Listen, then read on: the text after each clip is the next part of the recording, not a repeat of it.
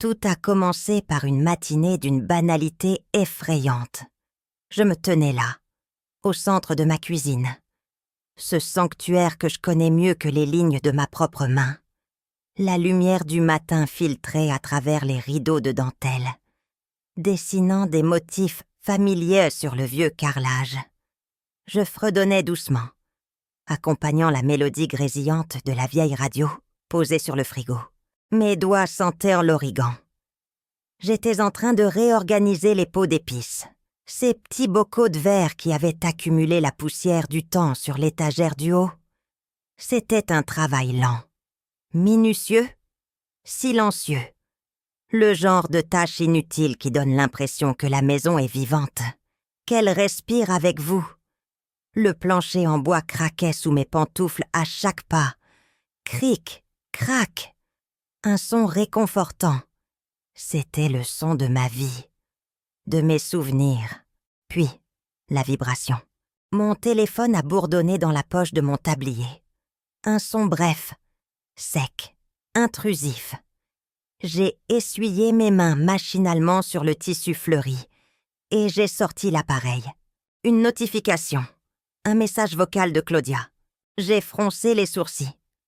Ma fille, Claudia, n'envoie jamais de notes vocales. Elle est du genre expéditive, un SMS bref, un appel rapide entre deux rendez-vous, une demande précise, jamais de voix, jamais d'intimité numérique. La curiosité m'a piqué, mêlée à une vague inquiétude maternelle qui ne nous quitte jamais vraiment. Quel que soit l'âge de nos enfants, avec mes doigts rendus maladroits par l'arthrite et l'âge, j'ai voulu appuyer sur lecture, mais j'ai ripé, au lieu d'écouter. J'ai appuyé sur sauvegarder. L'écran a clignoté, confirmant que le fichier était désormais stocké dans la mémoire du téléphone. Je me suis reprise. J'ai ajusté mes lunettes et j'ai enfin appuyé sur le petit triangle de lecture. Je m'attendais à tout. Une demande de liste de courses, un rappel pour une facture oubliée. Peut-être même. Soyons fous. Un petit bonjour maman, spontané. Ce qui est sorti du haut-parleur a failli me mettre à genoux. Elle devient complètement sénile, je te dis. La voix était celle de Claudia. Mais le ton, ce n'était pas la voix de la petite fille que j'avais bordée le soir. Ce n'était pas la voix de la femme qui m'appelait pour mon anniversaire. C'était une voix tranchante, méprisante, glaciale. Si j'arrive à le prouver, la maison sera à moi. Fernando s'est renseigné. Il dit que dès que je suis nommée tutrice légale, on pourra enfin vendre cette baraque et encaisser l'argent. Le temps s'est arrêté, hein? Le bocal d'origan a glissé de mes doigts engourdis. Il a heurté le comptoir avec un bruit sourd. Mat, définitif. Avant de rouler sur le sol. Mais je ne l'ai pas ramassé. Je ne pouvais plus bouger. J'ai appuyé sur « rejouer ». Je devais avoir mal entendu. C'était impossible. Pas ma Claudia. Pas ma fille unique. Maman n'est plus qu'un vieux poids mort autour de mon cou. J'en ai marre de faire semblant. L'air a quitté mes poumons. Je me suis agrippée au rebord de la table en formica pour ne pas m'effondrer. Les murs de la cuisine. Ces murs que mon défunt mari avait peints de ses propres mains quand Claudia n'était qu'un bébé. On semblait se refermer sur moi, m'étouffer. Chaque coin de cette maison racontait notre histoire. Chaque fissure dans le plâtre chuchotait les souvenirs des tempêtes que nous avions traversées ensemble. Elle, son père et moi, et maintenant, ma propre chair, mon propre sang, complotait pour m'en arracher en me déclarant inapte, en me traitant de poids mort. Je me suis laissée tomber sur une chaise, le téléphone toujours serré dans ma main tremblante. La radio continuait de jouer une chanson joyeuse, insouciante, une insulte à ma douleur. Mais je ne l'entendais plus. Tout ce que j'entendais, c'était la boucle infernale dans ma tête sénile. Vendre, poids mort. Faire semblant. La nuit qui a suivi a été la plus longue de ma vie. Je suis restée allongée dans le noir, les yeux grands ouverts, fixés sur le plafond invisible. Le tic-tac de l'horloge dans le couloir résonnait comme un compte à rebours. Tac, tac, tac. Chaque seconde était un rappel du temps qui me restait, et que ma fille voulait me voler. Mon corps était épuisé, brisé par la trahison, mais mon esprit refusait de s'éteindre. Les souvenirs ont afflué, brutaux et douloureux. Je me suis revue, 30 ans plus tôt. J'avais à peine 30 ans, debout sous la pluie, serrant la petite main de Claudia lors des funérailles de son père. Il était parti si vite, me laissant avec rien d'autre qu'un chagrin immense et une enfant à élever. J'ai revu mes mains, gercées par le travail. Je faisais des ménages à l'école le jour, du tutorat l'après-midi, et le soir, je rangeais des livres à la bibliothèque municipale, jusqu'à ce que mon dos hurle de douleur. Il y a eu des nuits où je recousais les vêtements de Claudia pour qu'elle n'ait pas honte à l'école. Des matins où je sautais le petit déjeuner en prétendant ne pas avoir faim, juste pour qu'elle ait une part de plus. J'ai économisé chaque centime, chaque pièce de monnaie trouvée pour lui payer ses études, ses manuels, ses rêves. J'étais convaincue que l'éducation serait son bouclier contre la dureté du monde que j'avais enduré. Et le résultat, sénile, pois mort. Est-ce que j'avais été aveugle? Est-ce que son ressentiment avait pourri en silence toutes ces années, pendant que je me berçais d'illusions? Croyant lui avoir offert le monde, l'aube a fini par percer. Grise et terne, je suis descendue à la cuisine comme un automate. Quelques instants plus tard, j'ai entendu les pas légers dans l'escalier. Claudia est entrée. Elle était rayonnante, fraîche, souriante, comme si la nuit précédente et son message haineux n'avaient jamais existé. « Bonjour, maman. Tu as bien dormi » a-t-elle lancé en posant la cafetière sur le feu. Elle m'a souri. Ce sourire que j'avais tant aimé. Aujourd'hui, il me donnait la nausée. « Fernando a eu de bonnes nouvelles pour sa promotion » a-t-elle continué. Volubile, on devrait fêter ça ce soir. Non, je l'ai observé. J'ai étudié chaque micro-expression de son visage. La douceur dans sa voix. Un masque. La lueur dans ses yeux du calcul. Froid et délibéré. Elle me versait du café avec une tendresse feinte, me mettant au défi de soupçonner quoi que ce soit. Quand elle est partie travailler, m'embrassant sur le front comme on embrasse un enfant malade. Je suis restée seule, serrant ma tasse brûlante. Tu étais la seule chose que je pensais avoir réussi. Ai-je chuchoté dans le vide? Le cauchemar ne faisait que commencer. Quelques jours plus tard, je dépoussiérais les photos dans le couloir. Je me suis arrêtée sur un portrait de Claudia enfant, brandissant sa première carte de bibliothèque comme un trophée. J'ai souri tristement. C'est là que je l'ai entendue. Elle était dans le salon, au téléphone, juste au coin du mur. Sa voix était basse, mais l'acoustique du couloir portait chaque mot jusqu'à moi comme une flèche. Elle ne se souvient même plus où elle pose ses lunettes. Fernando. C'est parfait. Je vais appeler le docteur. Il signera l'attestation sans problème, une fois que j'ai la tutelle. L'acte de propriété est à nous. Le plumeau a glissé de ma main. Mon cœur cognait si fort contre mes côtes que j'ai cru qu'il allait exploser. Ce n'était pas juste de la méchanceté passagère. C'était un plan, un complot. J'ai plaqué mon dos contre le mur froid, essayant de contrôler ma respiration saccadée. J'ai prié pour qu'elle ne vienne pas dans le couloir, mais elle l'a fait. Elle a tourné le coin, son téléphone à la main, le visage impassible. En me voyant, son expression a changé en une fraction de seconde. Le masque est retombé. Ah, maman, Tu as besoin que je prenne du lait en rentrant, a-t-elle demandé d'un ton léger, comme si aucun poison ne venait de couler de ses lèvres, comme si elle ne venait pas de planifier ma destruction sociale et financière. J'ai hoché la tête, muette, incapable d'émettre un son. Elle est passée devant moi en fredonnant, me laissant tremblante, le ventre noué par la peur et le dégoût. Ce soir-là, je n'ai pas pu rester seule. J'ai traversé le jardin pour aller frapper chez Rose, ma voisine et amie depuis 40 ans. L'odeur de son thé à la cannelle m'a enveloppée, comme une couverture de survie. Je lui ai tout dit. L'enregistrement accidentel, les conversations surprises, le regard froid de Claudia, quand elle pensait que je ne la voyais pas. Rose m'a écoutée, le visage grave. Quand j'ai fini, elle a posé sa tasse avec fermeté.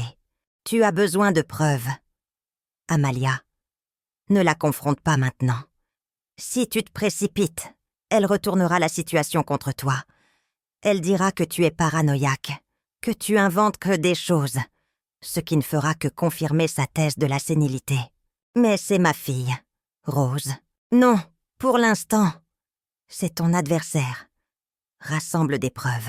Le silence est ton seul bouclier. » Le lendemain après-midi, j'ai sorti les vieilles boîtes en cèdre du placard de ma chambre. La poussière dansait dans les rayons du soleil. À genoux, ignorant la douleur dans mes articulations, j'ai trié des décennies de papiers reçus, impôts, lettres d'amour jaunies, au fond de la dernière boîte. Je l'ai trouvé. L'acte de propriété de la maison. Mes mains tremblaient en dépliant le document. C'était la dernière protection de mon mari. Une clause spécifique stipulant que la propriété restait uniquement à mon nom jusqu'à mon décès. Incessible, insaisissable.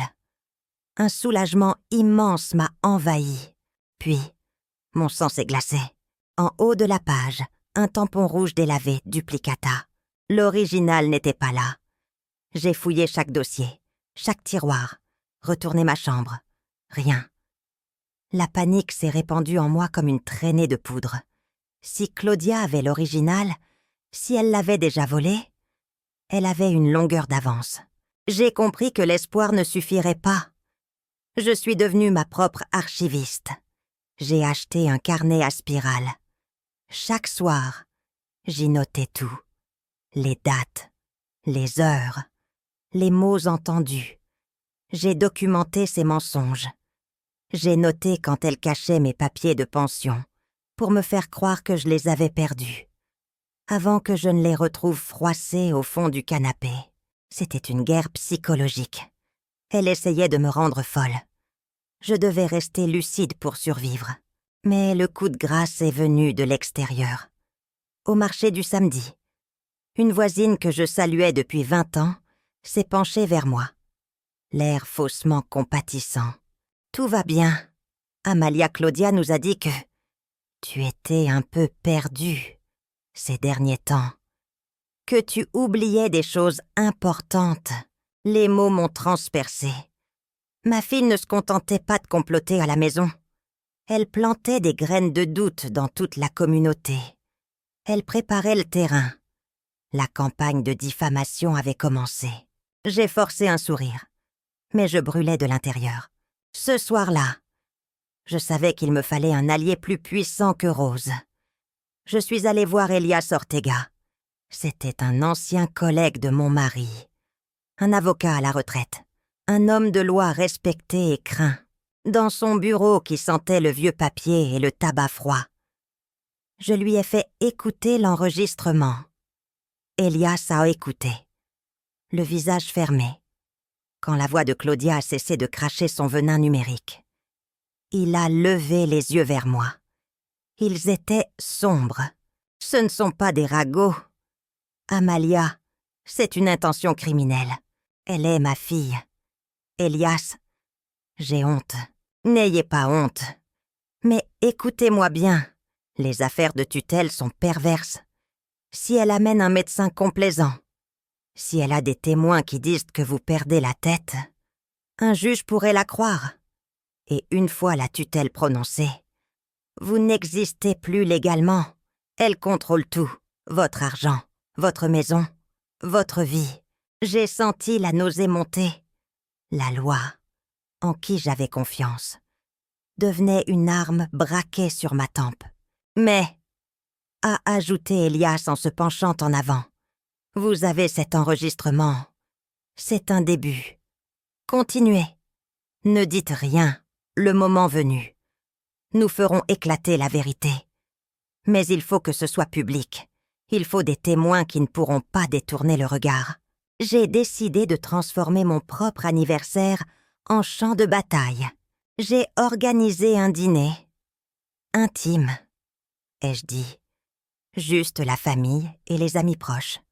J'ai invité Claudia et Fernando.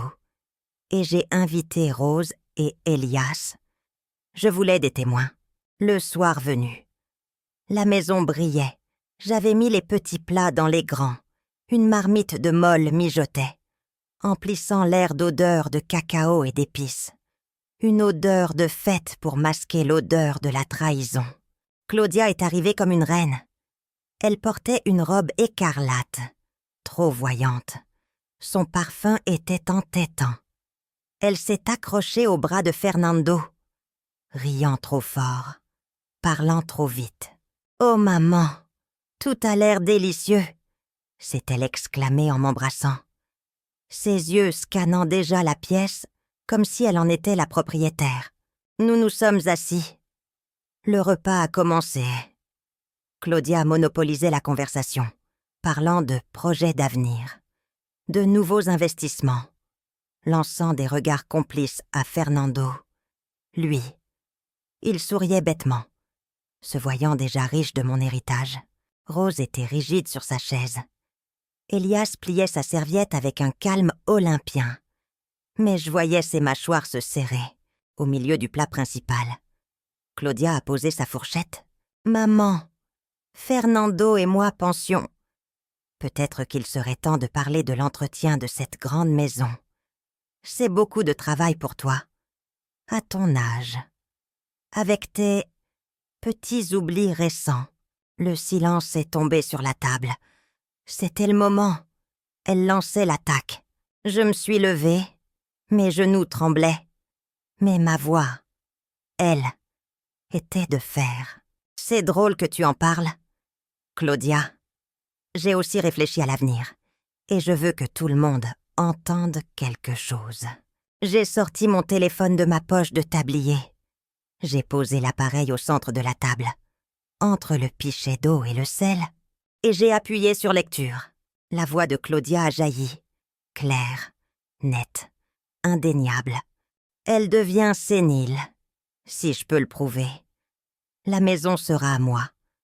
Maman est juste un vieux poids mort. Je suis fatiguée de faire semblant.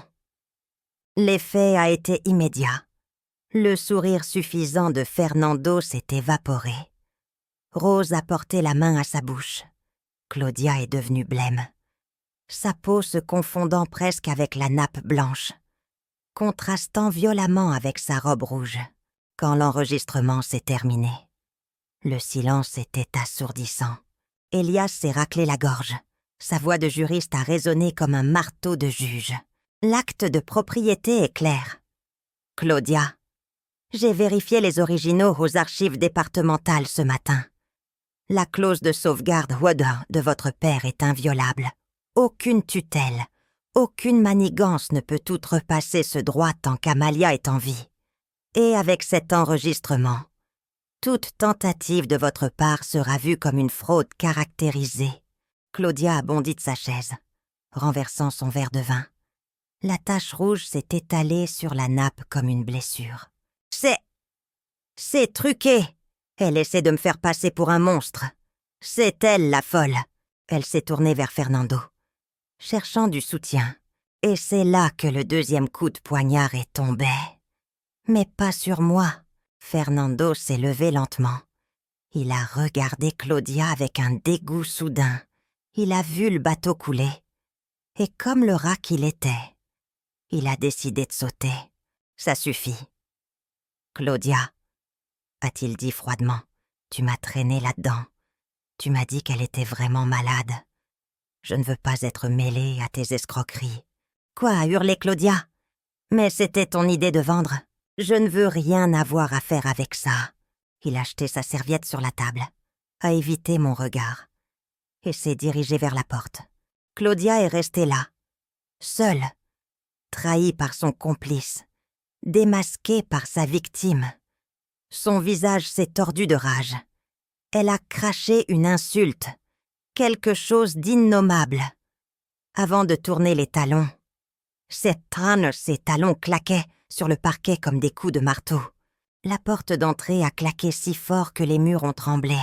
Puis, le silence est revenu. Un silence lourd, épais.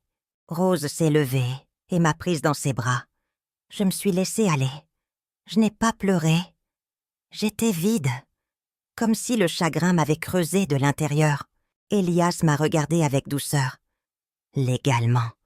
Tu es en sécurité, Amalia. Elle ne peut rien te prendre. En sécurité. Le mot résonnait dans ma tête. Une maison peut être protégée par du papier, mais le cœur d'une mère. Il n'existe aucun bouclier pour ça.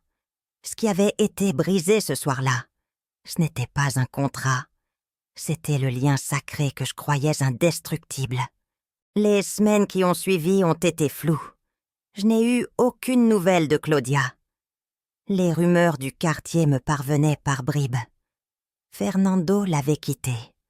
Ses grands projets s'étaient effondrés dès qu'il avait compris qu'il n'y aurait pas d'argent de la maison.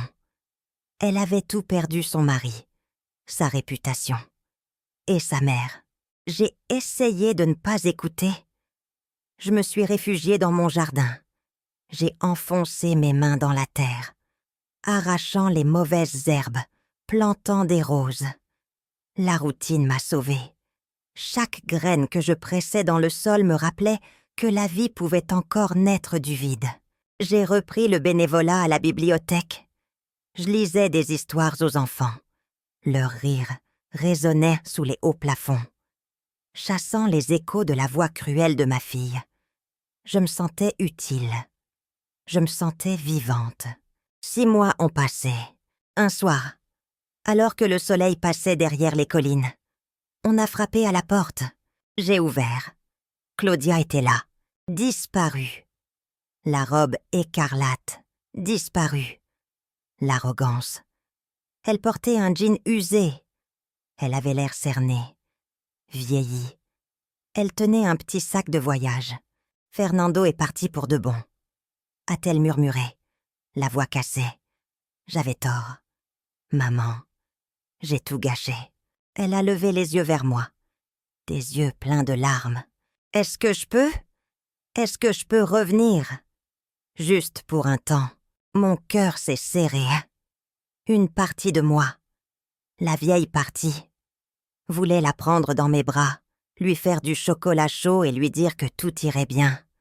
Je la revoyais petite fille, avec sa carte de bibliothèque, mais cette image a été chassée par une autre, celle de l'enregistrement. Un vieux poids mort. J'ai pris une profonde inspiration. Je me suis tenue droite, ancrée dans le sol de ma maison. Ma maison. Tu peux entrer pour boire un thé. Claudia, ai-je dit calmement. Son visage s'est éclairé d'espoir. Mais ai-je continué fermement en bloquant l'entrée de mon corps? Tu ne vivras pas ici. Cette maison est la mienne. Ma vie est la mienne. Si tu veux reconstruire une relation avec moi, nous le ferons doucement, avec respect, mais je ne serai plus jamais ta victime. Et tu ne seras plus jamais mon enfant gâté. Elle a baissé la tête, les larmes coulant sur ses joues. Elle a compris. Pour la